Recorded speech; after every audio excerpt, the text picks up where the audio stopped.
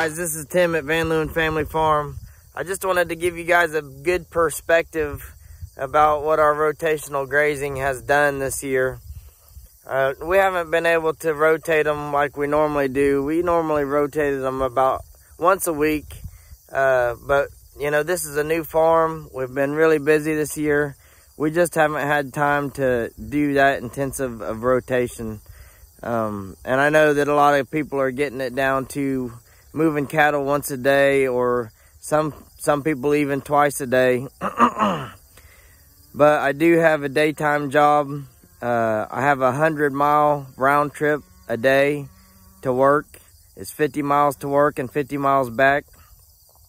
And that, together with some overtime and the kids and trying to keep up with the family and everything else, you know, we can't even get them we can't even get the cattle rotated once a week because we just don't have the time.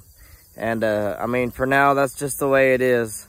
You know, so you gotta just do what you can do, and don't be ashamed, you know, when other people are rotating their cattle every day or once a week and you're not, because everybody's situation is different.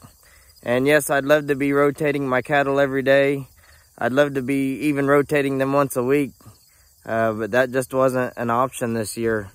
So you can see behind me, this is where they were at for the last 2 months. I mean, this is probably a good, I would say it's at least 40 acres of land.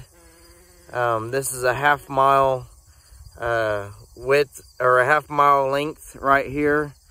And the width on this is probably about 1/8 of a mile. So that's about 40 acres. So they've been on about 40 acres for the last almost 2 months. A few days shy of 2 months. And then about, I'd say, I unrolled the hot wire from this middle section. They didn't actually know that the hot wire was unrolled until about 4 days later. So they actually just found this middle section about 3 or 4 days ago. And so let me show you guys the grass where they're at now. Look at the difference. That grass has not been grazed all summer long. It hasn't been grazed since probably about April or even March. It might not have been grazed since March. But this is where they're going to be for the rest of the year. And I mean, that's a good chunk of land right there in the middle, guys. It's probably a good 80 acres. So with that amount of grass, that's going to last them the whole rest of the year. And this is September 5th. So we're talking another September, October, November, December, another 4 months. So you can see the difference. Now this up here close is more 8 down. Out there off in the distance, the grass is quite a bit taller. They left quite a bit more grass out there, out in the distance. But this is up here by a corner, so they graze this down a little bit harder.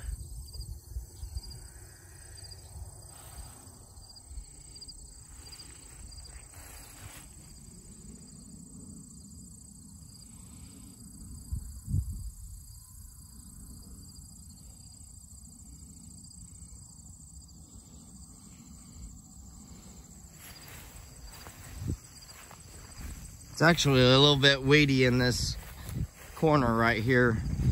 Once you get down there into the middle of that grass, into the thick of it, that grass is knee to hip high all the way through it.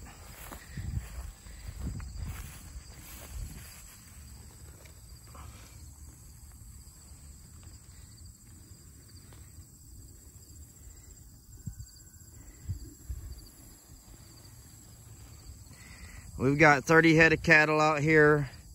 We've got 5 calves. And so, you know, we're on 160 acres. So it's not like we're very heavily stocked.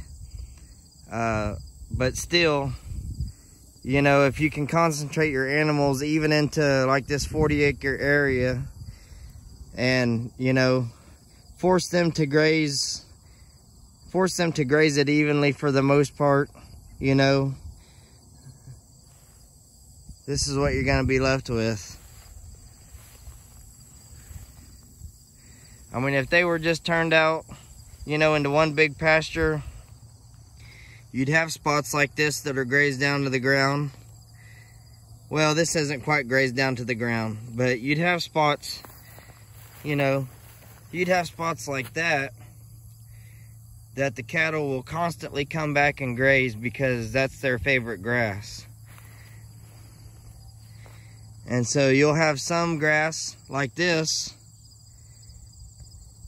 and the cattle won't even touch it because it's a little bit taller, more mature.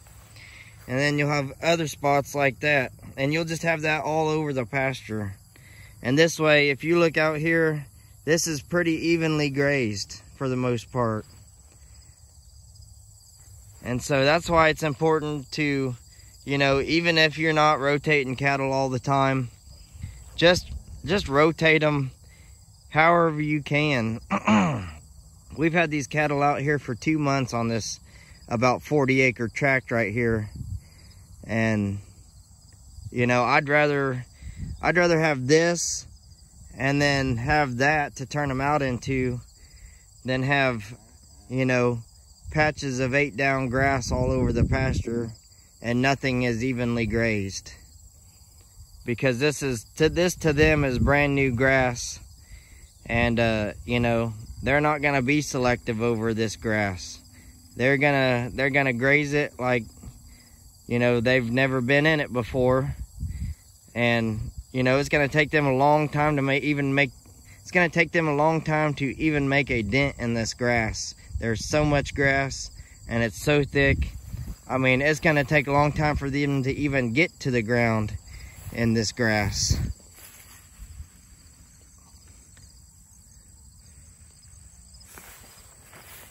They've probably grazed along this electric fence a little bit already.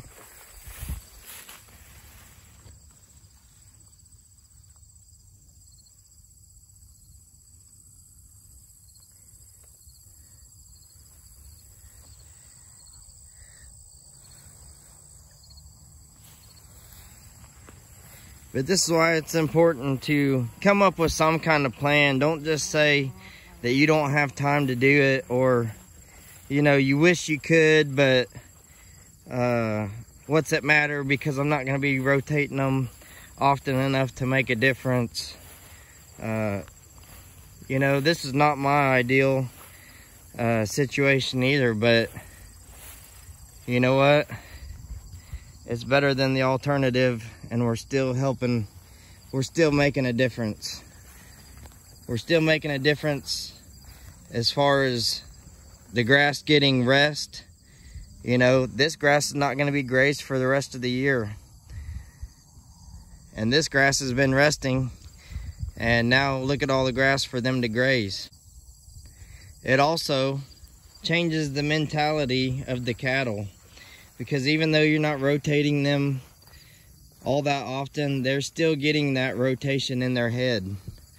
And, you know, it's still going to alter the way they think. And when they get turned out into a new paddock, every time they get turned out into a new patch of grass, they look forward to it. And they remember that. They remember that they're getting turned out into a new patch of grass. And so the next time you go to move them, they're going to be looking forward to moving. And they're also going to, you know, learn to graze that paddock evenly, because they know that they're going to get a new patch of grass the next time they move. Now let me show you this pasture.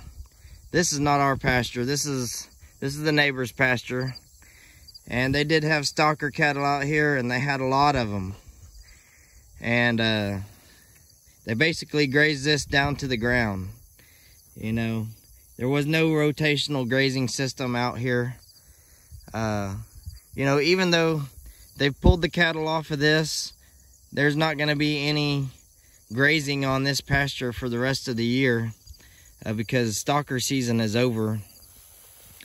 You know, the fact that, you know, the grass got grazed down to the ground and there's no rest for that grass at any given time throughout, you know, a good probably 5-6 months, because they had them out here, you know, early in the year before the grass even started growing. It was like late winter when they put these cattle out here. But look what's happened now. They've grazed it to the ground. You're starting to get all these weeds popping up. And when you graze it down to the ground that short, it makes it vulnerable for these weeds to really show up and take hold of the pasture. Now there's some grass growing back up through there. It's gonna have grass for next year. That's for sure, because you know it's gonna get some regrowth. They're also gonna have a lot of weeds in this pasture, because there's no form of rotational grazing done out here.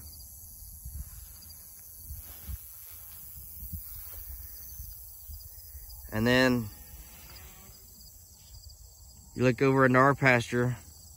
There may be a weed or two out there. There's certainly plenty of weeds out there, but you can't see them because of the sea of grass that grabs your attention.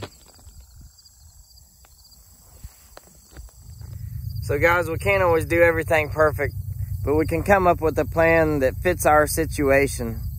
And everybody's situation is different, but I'm sure happy with the results. And maybe in the upcoming year, we'll be able to rotate our cattle a little bit more, come up with a better way to utilize our time. And, you know, since this is a new farm for us, we're getting a feel for this farm. So, you know, we're getting a feel for the layout of the farm, the terrain of the farm, our water source, which was the biggest deal.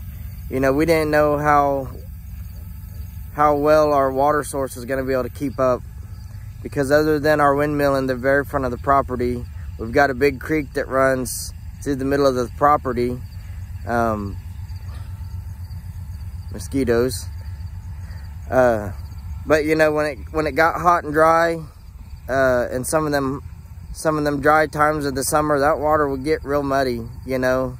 And so I'd always leave that windmill water pump available for those cattle. So that forced me to leave a lot of this area open so that they could, you know, graze it, plus make their way back to the water, to the windmill, because I just didn't want them to be forced to be drinking muddy water all the time, especially in the heat of the summer. With all that said, I hope you guys have a good Labor Day weekend. Unfortunately, I'll be working tomorrow at my day job as an aircraft mechanic. But hopefully I'll get off early tomorrow and get home in time to get some stuff done out here, spend some time with my family, and just enjoy the rest of our Labor Day weekend. So this is Tim at Van Leeuwen Family Farm. Everybody have a good weekend. Thank you.